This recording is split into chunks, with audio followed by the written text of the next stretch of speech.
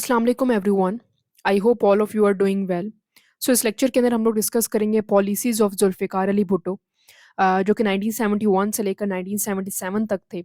सो इनकी हम लोग पॉलिसीज़ को डिस्कस कर लेते हैं इस लेक्चर के अंदर। So let's start with this discussion. Zulfikar Ali Bhutto, जिनको ZAB भी कहा जाता है, the founder of peoples Pakistan Peoples Party and the former prime minister of Pakistan from 1973 to 1977। इन्होंने कुछ पॉलिसीज़ को इम्प्लीमेंट किया था जिसने शेप किया था कंट्री के political, economic and social landscape को। इनकी जो पॉलिसीज़ थी उनको इस तरह से कुछ कैरेक्टराइज़ किया गया है। पहली इकोनॉमिक पॉलिसी थी जिसके अंदर नेशनलाइजेशन का कॉन्सेप्ट इन्होंने इंट्रोड्यूस कराया था। Bhutto nationalised major industries including banks, steel mills and large business aiming to reduce economic disparity and promote socialism. तो इन्होंने मोस्टली जो चीज़ें थी वो इकोनॉमिक नेशनलाइज की थी, जिस तरह गवर्नमेंट के हाथ में दे दी थी, जैसे कि बैंक्स थे, इंडस्ट्रीज थी, स्टील मिल्स थी, लार्ज बिजनेस जो चीज़ें थी वो मोस्टली इन्होंने नेशनलाइज कर दी थी। सेकंड इकोनॉमिक पॉलिसी के अंदर लैंड रिफॉर्म्स थे जो इन्होंने इंट्रोड्यूस कराए थे 1972 के अंदर। इन्होंने लिमिट कर दी थी लैंड ओनरशिप, ताकि जो फ्यूडल जो है कंट्रोल वो कम किया जा सके, and distribute land to peasants, मतलब जो किसान हैं उनको भी लैंड दिया जाए। इसीलिए उन्होंने जो फ्यूडल लॉट्स थे, ठीक है, जो कि ज़मींदार तबके है, उनके ऊपर लिमिट कर दिया था कि इससे ज़्यादा ज़मीन वो नहीं खरीद सकते। लेबर राइट्स इंट्रोड्यूस कराए थे जिसके अंदर इन्होंने स्ट्रेंथन किया था लेबर लॉस को और इम्प्रूव किया था wage and provide better working condition for industrial workers. उनकी एक प्रॉपर इन्वायरमेंट उनको प्रोवाइड की थी कि कैसे वो वर्क के अंदर ड्यूरिंग देयर वर्क, जो काम के दौरान एक अच्छी इन्वायरमेंट उनको प्रोवाइड की थी। अगर हम इनकी फॉरेन पॉलिसी की बात करें तो फॉरेन पॉलिसी में ओआईसी जो थी, उनके साथ मतलब मुस्लिम कंट्रीज़ के साथ उन्होंने अपने टाइज़ जो थे वो बेहतर किए थे। चाइना एंड सोवियत रिलेशंस जो थे वो इम्प्रूव हुए थे during Zulfikar Ali Bhutto era.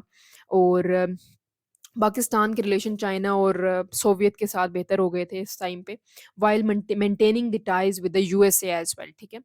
Nuclear programme जो था led the foundation for Pakistan nuclear programme in response to India's nuclear advancement. इन्होंने फर्स्ट टाइम इंट्रोड्यूस कराया था न्यूक्लियर प्रोग्राम पाकिस्तान का। फिर आती हैं जी सोशल एंड पॉलिटिकल रिफॉर्म्स, जैसे कि पाकिस्तान का कॉन्स्टिट्यूशन इन्होंने दिया 1973 के अंदर। एजुकेशन के रिफॉर्म्स इंट्रोड्यूस कराए कि प्राइमरी एजुकेशन और एक्सपेंड किया, फ्री एजुकेशन जो है उसके तरफ ये लेकर गए, और एक्सपेंडेड लिटरेरी प्रोग्राम्स जो थे। एम्पावरमेंट ऑफ द पुअर, जिसके अंदर हेल्थ केयर और हाउसिंग जो स्कीम्स थी वो इन्होंने इंट्रोड्यूस की। फोर्थ पे मिलिट्री एंड डिफेंस की पॉलिसीज़ इन्होंने इंट्रोड्यूस कराई, जिसके अंदर इन्होंने स्ट्रेंथन किया आर्म्ड फोर्स को, ताकि रीबिल्ड किया जा सके मिलिट्री को आफ्टर 1971।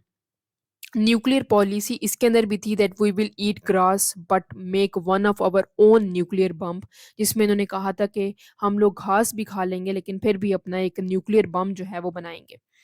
चैलेंजेस और कंट्रोवर्सीज इनको बहुत सारी फेस करनी पड़ी, जिसके अंदर इनको कहा जा रहा था कि ये बहुत अथॉरिटेरियनिज्म थे। ठीक है, अथॉरिटेरियन कॉन्सेप्ट ये आया कि भाई ये सारा का सारा कंट्रोल अपनी तरफ लेकर जाना चाहते थे, और ये पॉलिटिकल अपोजिशन को सप्रेस करते थे। ठीक है, और क्रैक डाउन हुए बहुत सारे इनके खिलाफ। ठीक है जी। इकोनॉमिक डिक्लाइन आया। ठीक है। The nationalisation policy led to inefficiencies. ठीक है, और जिसकी वजह से ओवरथ्रोन बाय मिलिट्री, और मिलिट्री ने इनको ओवरथ्रो कर दिया, और मिलिट्री जो थी मतलब डिक्टेटरशिप का रूल आ गया, और इनको कहा गया कि ये एक अथॉरिटेरियन जो रूल है, ये डिक्टेटर हैं। इनको कहा गया कि ये डिक्टेटर हैं और ये लोगों के बारे में नहीं सोचते बल्कि सिर्फ अपने खाने की इनको पड़ी हुई है, जिसकी वजह से इनको मिलिट्री ने ओवरथ्रो कर दिया, क्योंकि मिलिट्री जो थी वो कहती थी कि जहाँ पर लीडर्स जो हैं वो वीक हैं, जिसकी वजह से हम आकर रूल करते हैं। ठीक है, पाकिस्तान के अंदर। अगर कंक्लूजन की तरफ जाएं कि इख्तिताम इसका कैसे करना है, तो हमें पता चलता है कि despite it's controversial leadership, Bhutto remains a significant figure in Pakistan history for his efforts in shaping the countries political and economic direction. तो ऑब्वियसली इसमें कोई शक नहीं है कि पाकिस्तान को लीड करने में जुल्फ़िकार अली भुट्टो का बहुत इम्पॉर्टेंट रोल था, क्योंकि उन्होंने डिफरेंट किताबें लिखी जो इंटरनेशनल लेवल पर बहुत रिकॉग्नाइज की गई हैं, और उनकी जो पॉलिटिकल, इकोनॉमिक, फॉरेन पॉलिसी जो थी वो आज भी जो है वो बहुत ज़्यादा जो लोग हैं उनको फॉलो करते हैं। ठीक है, और आज भी डिफरेंट जगहों पे उनको कोट किया जाता है। तो ऑब्वियसली उनकी जो रूल था वो बहुत स्ट्रॉन्ग था। ठीक है, और उन्होंने बहुत सारे लोगों के दिलों में घर भी किया। ठीक है, डिफरेंट पॉलिसीज़ निकाली जो कि बहुत हद तक बेहतर भी थी। ठीक है? और कुछ हद तक खराब भी थीं, ठीक है? तो लेकिन मिलिट्री के रूल ने उनको ख़त्म कर दिया, जिसकी वजह से उनको फांसी दे दी गई एट द एंड। सो ये थी बेसिकली पॉलिसीज़ ज़ुल्फ़िकार अली भुट्टो की, ये ब्रीफली डिस्कस किया हम लोगों ने इस लेक्चर के अंदर। अगर आपको कोई भी क्वेरी हो, आप मुझसे कमेंट सेक्शन में पूछ सकते हैं। So please like, subscribe and share my channel. Keep supporting. Thank you so much for watching.